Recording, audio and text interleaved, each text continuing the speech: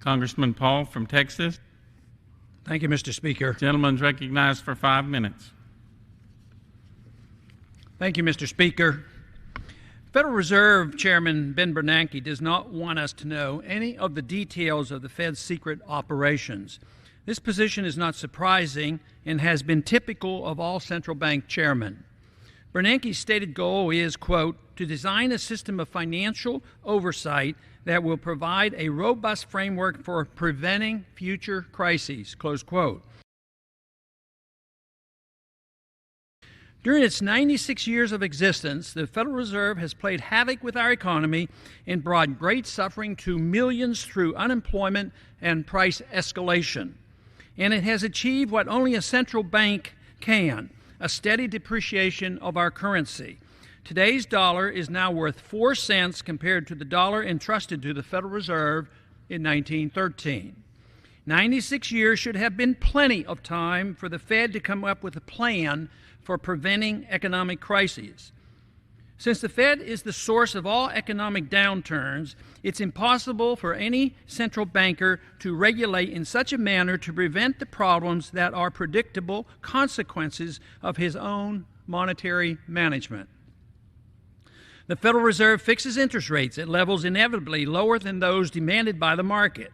This manipulation is a form of price control through credit expansion and is the ultimate cause of business cycles and so many of our economic problems, generating the malinvestment, excessive debt, stock, bond, commodity, and housing bubbles.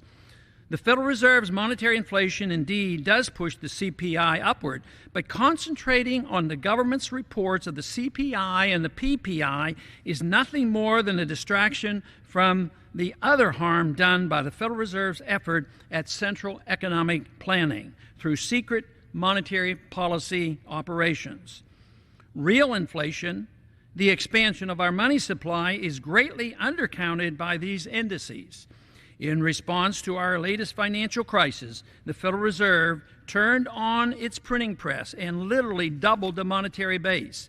This staggering creation of dollars has yet to be reflected in many consumer prices, but will ultimately hit the middle class and poor with a cruel devaluation of their savings and real earnings. The Fed has clearly failed on its mandate to maintain full employment and price stability. It's time to find out what's going on. Instead of assuming responsibility for the Fed's role in the crisis, Bernanke brags about, quote, arresting, close quote, the crisis. I would suggest to Mr. Bernanke that it's too early to brag. Bernanke decries any effort to gain transparency of the Fed's actions to find out just who gets bailed out and who is left to fail. Instead, he proposes giving even more power to the Fed to regulate the entire financial system. What he does not recognize nor does want to admit is that he is talking about symptoms while ignoring the source of the crisis, the Federal Reserve itself. More regulations will never compensate for all the distortion and excesses caused by monetary inflation and artificially low interest rates. Regulation distracts from the real cause while further interfering with the market forces, thus guaranteeing that the recession will become much deeper and prolonged. Chairman Bernanke's argument for Fed secrecy is a red herring. It serves to distract so the special interests that benefit from the Fed policy never become known to the public.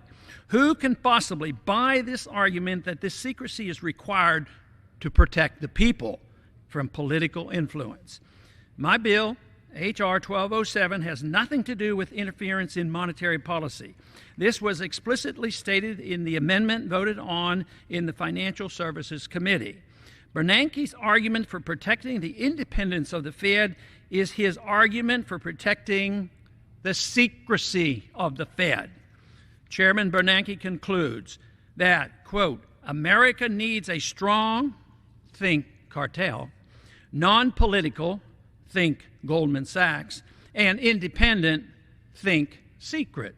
central bank with the tools to promote financial stability in the midst of a horrendous financial crisis and to help steer our economy to recovery without inflation.